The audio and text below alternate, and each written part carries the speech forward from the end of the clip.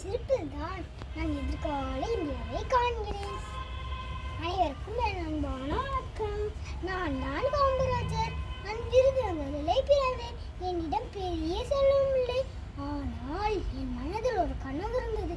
அந்த கனவு ஒவ்வொரு குழந்தைகளும் பள்ளிக்கு செல்ல வேண்டும் என்கிறதுதான்.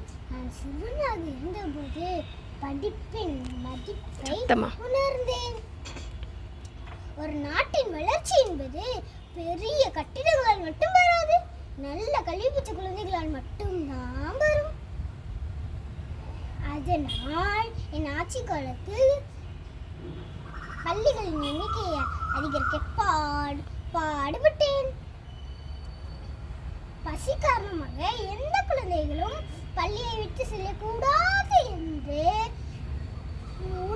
பள்ளியில் உணவு திட்டத்தையும் கொண்டு வந்தேன். நான் சொல்லுகிறேன், கேட்கிறீர்களா? நன்றாக படியுங்கள்.